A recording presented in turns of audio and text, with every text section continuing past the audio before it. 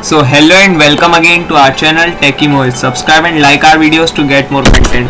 Friends, ये video इस chapter की लास्ट वीडियो होने वाली है जो कि है important questions related to chapter number 8। तो चलिए जल्दी से फटाफट शुरू करते हैं क्वेश्चंस की तरफ देखना।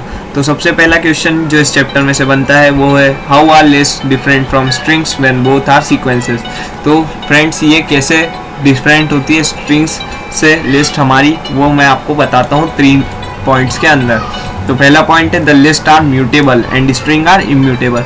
मतलब कि जो लिस्ट होती है वो म्यूटेबल होती है, मैनिपुलेशन परफॉर्म कर सकते हैं, स्ट्रिंग्स में नहीं कर सकते।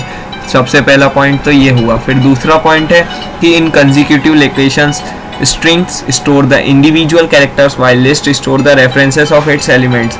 मतलब जब हम इंटरनली लोकेशन की बात करते हैं तो स्ट्रिंग्स जो होती है वो अपने इंडिविजुअल कैरेक्टर को वहाँ पर स्टोर करती है। मतलब जैसे कोई स्ट्रिंग हमने क्रिएट की हेलो, तो हेलो में वो एच अलग जगह स्टोर करेगी, ई जगह अलग जगह स्टोर करेगी। इस टाइप से वो इंडिविजुअल कैरेक्टर्स को स्टोर करती है अपने इंटरनली रैम या रोम में।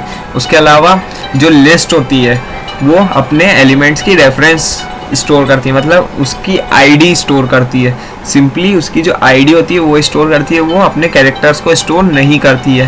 तो ये थोड़ा सा लॉजिकल है, आप इसे याद कर लीजिएगा। उसके बाद थर्ड पॉइंट आता है string store single type of all elements characters while list can store elements belonging to different data type. मतलब स्ट्रिंग्स जो होती है वो हमेशा सिंगल टाइप ऑफ एलिमेंट्स को कंसिडर करती है। जैसे आपने कोई स्ट्रिंग क्रिएट करी हेलो, तो आप हेलो में 1 2 3 या फिर 4 5 6 नहीं लिख सकते हैं, या फिर आप उसमें अलग अलग टाइप के डेटा टाइप यूज़ नहीं कर सकते। जबकि लिस्ट में आप चाहें तो अलग अलग टाइप के डेटा टाइप यूज़ कर सकते हैं। मतलब आप एक स्ट्रिंग भी उसमें स्टोर कर सकते हैं, उसके साथ एक न्यूमेरिक कैरेक्टर भी स्टोर कर सकते हैं, उसके साथ आप एक कॉम्प्लेक्स नंबर को भी स्टोर कर सकते हैं किसी भी फॉर्म में। तो ये स्ट्रिंग्स के अलावा जो लिस्ट होती है वो ज़्यादा फ्लेक्सिबल होती है हमारी।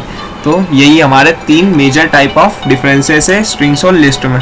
उसके बाद हमारा सेकंड क्वेश्चन आता है जो कि है व्हाट आर नेस्टेड लिस्ट। तो नेस्टेड लिस्ट जैसे मैंने आपको पहले भी बताया था कि कोई लिस्ट अगर किसी एक और लिस्ट के अंदर कंटेंट हो तो उसे हम नेस्टेड लिस्ट कहेंगे। वो जो नेस्टेड लिस्ट होती है वो खुद एक मेंबर बन जाती है उस लिस्ट का।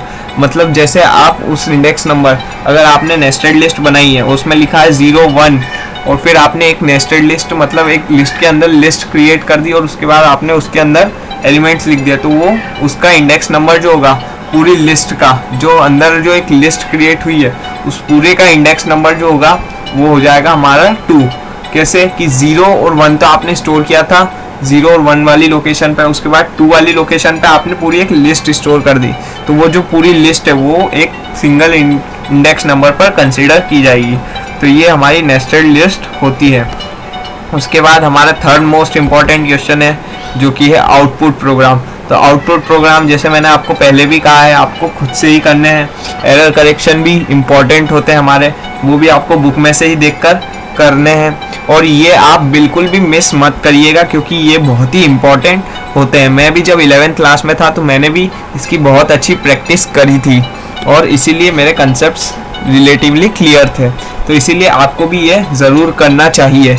और अगर आपके फाइनल्स या फिर आपकी एग्ज़ाम्स अभी पास में तो आपको तो ये डेफिनेटली करने ही चाहिए। इससे आपकी कॉन्सेप्चुअल क्लैरिटी बहुत हद तक बढ़ जाएगी और आपके सारे जो प्रोग्राम बेस्ड क्वेश्चन होते हैं वो आपके बहुत ईजीली आप उन्हें सॉल्व कर पाएंगे प्रोग्राम बेस्ड क्वेश्चन को। तो इसीलिए ये बिल्कुल करना मत भूलना।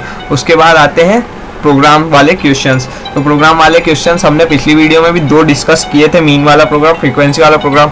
फ्रीक्वेंसी वाला आधा रह गया था बट मैंने आपको उसका रिजल्ट शो करके बताया था। तो वो जो प्रोग्राम है उससे आप खुद ही बुक से करना मैं आपको प्रीफर करता हूँ क्योंकि वो जो प्रोग्राम है वो बहुत ही लॉजिकल है और बहुत ही अच्छा प्रोग्राम है। तो मैंने आपको उसका आउटपुट भी शो करके बताया था। तो उसमें वेरियस टाइप के डेटा टाइप्स और उसमें वेरियस टाइप के ऑपरेटर्स यूज़ होते हैं। तो उस टाइप के जो ऑपरेटर्स और डेटा टाइप्स हैं उनसे आपकी नॉलेज पिछले 3 चैप्टर्स में आपने जो भी पढ़ा उसकी नॉलेज बहुत हद तक बढ़ जाएगी।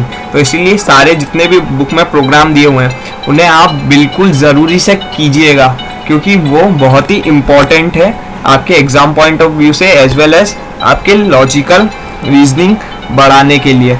तो इसीलिए मैं आपको उन्हें खुद से ही करने का प्रीफर करता हूँ। तो आज की हमारी वीडियो यहीं पर ख़त्म होती है और सब्सक्राइब कीजिए हमारे चैनल को और लाइक कीजिए हमारी वीडियोस को, ऐसे ही हमारी वीडियोस देखते रहने के लिए और हमें इनकरेज करने के लिए।